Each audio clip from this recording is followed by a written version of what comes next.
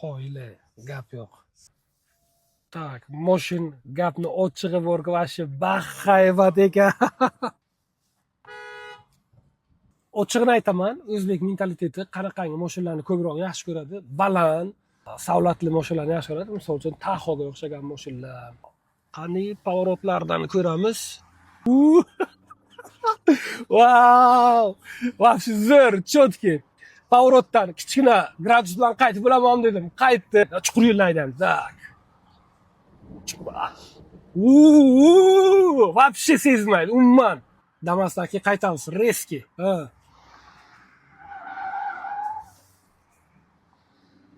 Assalomu alaykum China Motors muxlislari. Ochiqcha aytsam, emotsiyamni yo'shintira olmayman, chunki shunga majburman. Biz hozir ko'rib chiqmoqchi bo'lgan mashinamiz Jack T9 pikapimiz. Ko'rib turibsiz, haqiqatan juda bahaybat, juda keng, uzun, komfort, короче, выше крыша. Super darajadagi pikapni ko'rib chiqamiz. Nimaga men buni aytyapman? Test drive qildim. U emotsiyani faqat kim seza oladi, bilasizmi? U emotsiyani faqat rulda o'tirib, mashina gaz bosib, maza qilib, yana kamiga o'nqir-cho'nqir yo'ldan hamma trubkada turib, ochratni kutib turgan paytda siz yo'lni tanlamasdan обочинаga chiqib, o'nqir-cho'nqir yurib haydagan odam bunaqa kayfni his qiladi. Emotsiyali kayfni haqiqatan ham ochiq aytaman, hozir probka edi yo'l, hamma turibdi. Men chiqdim обочинаga bosdim onasi emsin. Bu yoqda latok bor edi, o'nqir-cho'nqir suv bor. Yo'q, qizig'i yo'q. Короче, bosasiz, hammadan oldin yetib borasiz. Eng asosiy bilasizmi, undagi ощущение, undagi his qiladigan tuyg'ularingiz borki, hech kimga aytib bera olmaysiz. Shu uchun bugun to'liq obzor bo'ladi pikapimiz T9 da. T9 umuman boshqa dunyo, boshqa standart, boshqa kategoriya, boshqacha miya, o'yla qarash, hammasi boshqa bo'lganligi uchun haqiqatan ham T9 zo'r chiqqan. Bunda korobkasi 8 bosqichdan iborat bo'lgan. Avtomat korobka Robertda, men o'zim haydab ko'rdim. Mashina juda aqlli, juda zo'r, chotki. Xo'p, oldin birinchi ko'zga qaraydigan, tashlanadigan nimasi? Oldindagi dnevniy agni deydi, kunduz kuni yoritadigan chiziqlari, mayda-mayda ko'zini qisib turgan, xuddi maxluqqa o'xshab qilingan, aytadigan bo'lsak nima deydi? Bu bir qo'chqorga o'xshab qilingan, ko'zlar qisqartirilgan, tunni yoritadigan ko'zlar esa, faralar esa pastda joylashtirilgan. Oldin abrishotkalar polностью hammasi o'zgargan, na 6 ga o'xshaydi, na 8 ga o'xshaydi. Ochiqni aytadigan bo'lsak, bu Chevrolet Chevrolet pikaplarga o'xshab ketyapti. Jack yozuv qizilda bo'lgan, oldingi esingizda bo'lsa agar, mashina rangi qanaqangi bo'lsa, xuddi shunaqa yozuvlarda yo'q. Bu safargisi qizil qilgan, hech bironta ramkaga to'g'ri tushmasligi uchun. Haqiqatan ham Jack bu uchun sizlarga rahmat. Xo'p, bularda parktroniklar bor, 6sida bo'lmaydi, 8sida bo'ladi. Bunda ham bor. Bundan tashqari bularda mana bu joyda hozir ko'raylik. Tak, adaptivniy kruz kontrolga joy qo'yilgan, lekin yo'q ekan. Agar sizda misol uchun miya lekin поддерживать qiladi, agar sizda shunaqa ustalar bo'ladigan bo'lsa, adaptivniy kruz kontrolni qo'yishingiz mumkin. Adaptivniy kruz kontrol sizga nima beradi? Agar siz ko'proq shahar ichida harakatlanayotgan bo'lsangiz, umuman olganda kruz kontrolni o'zi shahardan tashqariga mo'ljallangan bo'lsa, kruz kontrol shaharning ichiga mo'ljallangan. Mayda skorostda ham aytilgan qo'yasiz. Oldindagi mashinalar masofani saqlaydi, svetoforga to'xtaydi, znaklarga qarab o'zi harakat qilib ketadi. Bu adaptivniy kruz kontrol deyiladi. Yana bundanda aqllisi chiqqan lidar bularga kerak emas, chunki bular off-road, nima deydi, внедорожник, yo'l tanlamas bo'lganligi uchun yo'l tanlamasga ochalasak adaptivniy kruz kontrol ham kerak emas. Tak, old jihatdan aytdim, ha, motori 2 turbina aytib o'tdim, 2 turbina, ot kuchi 200 ni tagiga boradi, 187, 190 degan 200 tagiga boradi. Shinalar esa umuman olganda shinalar в общем boshqa bo'lib ketdi. 8 da adashmasam bunaqa palasa bo'lardi. Bunda esa shaxmat, to'rtburchakcha qilib kombinatsiya qilingan. Xo'p, razmerni aytaman, 255 ga 60 R18. 60 havo sig'imiga ega bo'lgan, 18 dyumli quyma diska bo'ladi va 200 necha dedim? Tak, 265 talik ekan. Xo'p, bunga clearance'ga to'xtaladigan bo'lsa, clearance'ga mana bu yerda joy bor. Endi siz buni misol uchun 18 emas, buni bemalol 20 qo'ysangiz ham bo'ladi. Umuman olganda tavsiya bor, qo'ysa bo'ladi, hech qanaqangi monelik qilmaydi. Mashinam shinasi juda shiroki ekan. Xo'p, men har doim qiziqib ko'radigan narsam bu. Esingizdan chiqmasin, mashina xarid qilayotgan paytda har doim podkrenlikga e'tibor bering, chunki bu eng injiq va nozik joylari. Podkrenlik nima deydi, plastik bilan qoplangan, bu yoqlari esa antikorroz qilingan. Nifigasi yo'q azizlar, antikorrozdan tashqari bu yerda sumala deydi, bitum qo'yilgan. Короче, shum tosh uchgan paytda shumni saqlab qolishi uchun mastik shunaqa surtilgan. Bu uchun respekt qo'yil. Gap bo'lishi mumkin emas.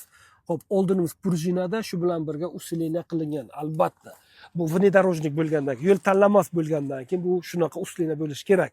Xo'p, ko'zlarga e'tibor berib qoladigan jakni o'zida ishlab chiqarilgan ko'zlarga hozir ahamiyat berdim. T6, T8larda shunaqa bor edimi? E'tibor bermaganman, lekin buni o'zini ko'zlari o'zini zavodda ishlab chiqariladigan ekan. Yana bitta mana eng katta uvajuha deydi, hurmat qiladigan narsam shuki, bularning arkalari plastik bo'lganida. Azizlar, bu arzonlashtirish uchun emas, bu aksincha mashinani kuzovini tuzdan saqlash uchun qilinadigan bir sposob. Bu hamma mashinada ham qilmaydi, chunki bu xarajat. Lekin bu shu xarajat shunga ayalmagan. Bundan aniqroq aytadigan bo'lsa, texnologlar hech narsani ayamagan. Xo'p, T8ga nisbatan bundagi parok, bu ostonamiz qalin va shu bilan birga mana bu yerlarda turbalar qo'yilgan. Bu uchun rahmat. Chiqib ko'ramiz.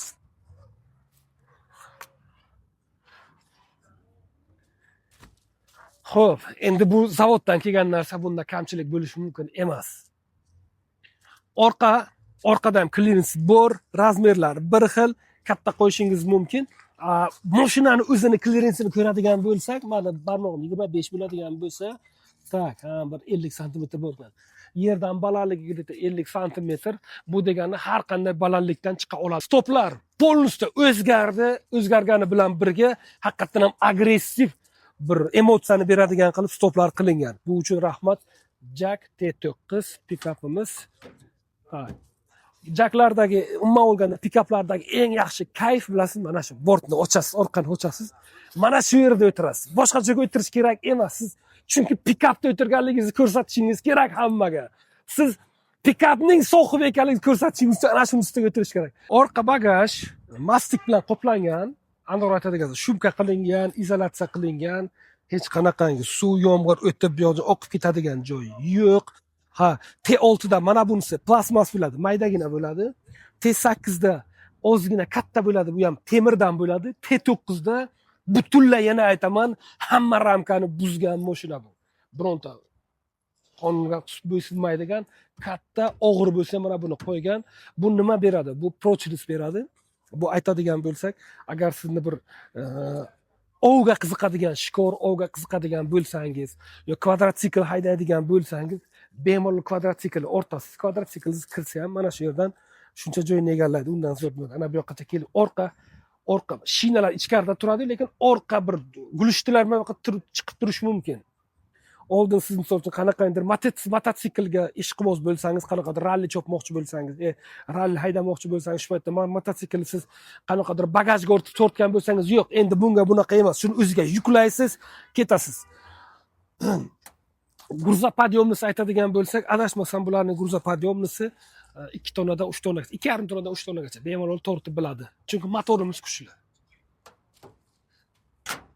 Shu bilan birga bironta zadni kamera, mana zadni kamera aytishingizdan chiqdi. Haydagan paytda kamera chotki ishlaydi, qo'yil va orqada parktroniklar bor. Yana bitta narsani aytishingizdan chiqdi. Jaklarda boshqa mashinalarda kuzatilmaydigan, bilasizmi, bitta eng katta xususiyati bor. 60% dan kam bo'lmagan, atsenkoy kuzov bilan qilingan, xrom bilan qoplangan, adog'i chirish xususiyati umuman 60% yutasiz. Shunaqa mashinaga chiqish uchun har doim parok bilan chiqasiz. O'tiramiz. Xo'p, rul asosiysi ko'tarilib tushadi, yo'q, faqat ko'tarilib tushilar ekan. Kirib chiqmas ekan. Xo'p, ruchka bor, bu uchun rahmat. Busiz bo'lmas edi. Tak, bu yoqlar, yumshoq koja qilingan, koja bilan qoplangan stroshkalar. Yo'q, stroshkalar tabiiy tikilgan, obmanka emas. Va bizda bu yerda datchik turibdi. Datchik qorong'i joyga kirib qolsangiz yo boshqa joyga yomg'ir yog'ayotgan paytda avtomatik o'zi bilib, o'zi bilgan holatda ishlab ketadi. Azizlar, bu yaxshi ko'rsatkich. Tak, bu yer koja qilingan, o'rtada katta monitor. Mana yana bitta narsani aytib o'tib ketay. Bunda nimaga bu ramkalarni buzgan desam, oldingi pokoleniyasida ramkani buzgan, bunda даже havo deflektorlarini ham shu darajaga emotsionalni qilgan, muzko'y xarakterini bergan. Bu mashinaga o'tirsangiz, o'zingizni shu emotsiyangiz qaynab ketadi. Haqiqatdan ham zo'r. Tak, bokovoy oynalarni boshqarish pastda ekan. Tak. Yana nima bor? Tak. Shu rulimiz, rulga to'xtalamiz. Rulimizda tak. Yo'q, kruz kontrol bor. Tak, kruz kontrol bu yerda. Bu yerda esa multimediani boshqaradigan, standart rul ekan. Xo'p, gitara o'rtadagi monitorni tak, yoqishimiz kerak uning uchun.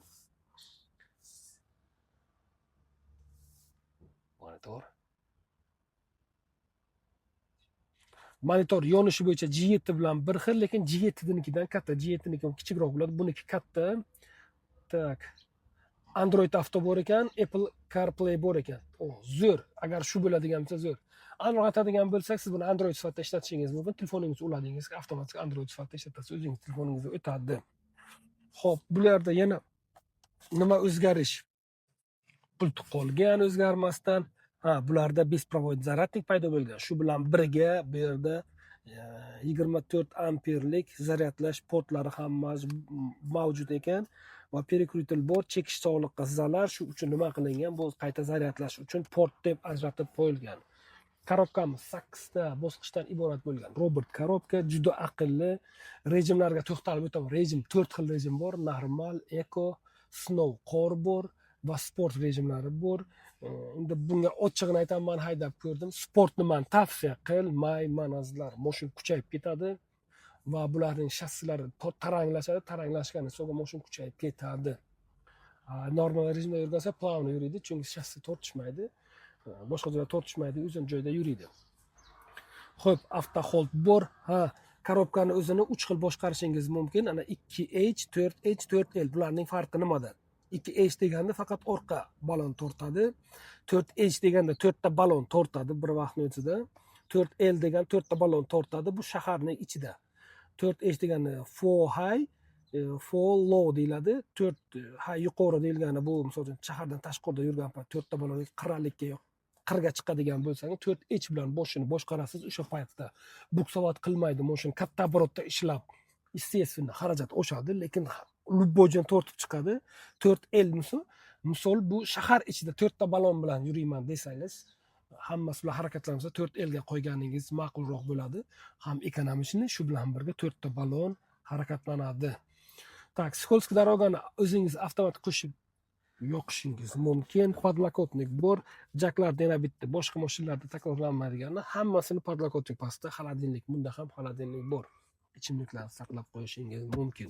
Podlokotnigimiz kojada, mana bu stroshkalar naturalni tikilgan.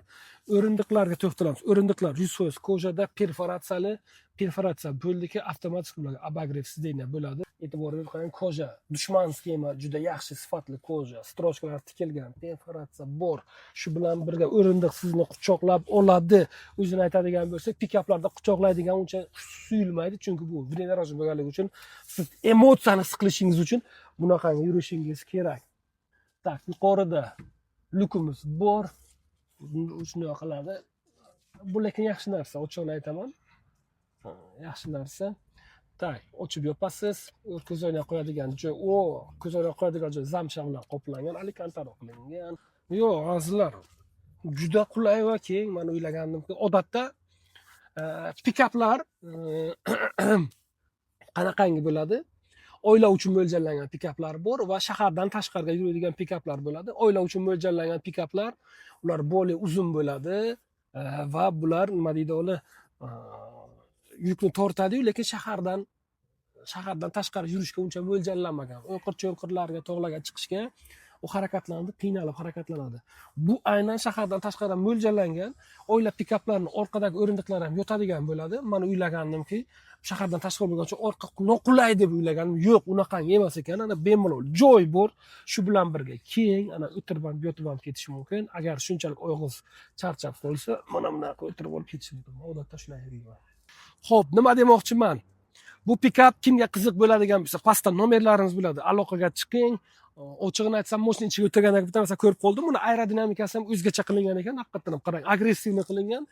Havoni kesish aerodinamikasi chotki, klass. Pastda nomerlar bo'ladi. Kimga qiziq bo'lsa aloqaga chiqing. Mashina nalichida bor. Kutmaysiz, to'lovni qilasiz.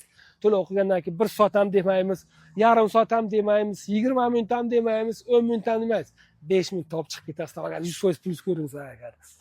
Agar sizga misol 100% plyus bo'lmaydigan bo'lsa, pastda nomerlar bor. Menejerlarga aloqaga chiqqan payt menejerlar sizga bank orqali bo'ladimi, boshqa bo'ladimi, hammasiga yordam beradi. Asosiysi bizdan xalq rozi bo'lishi.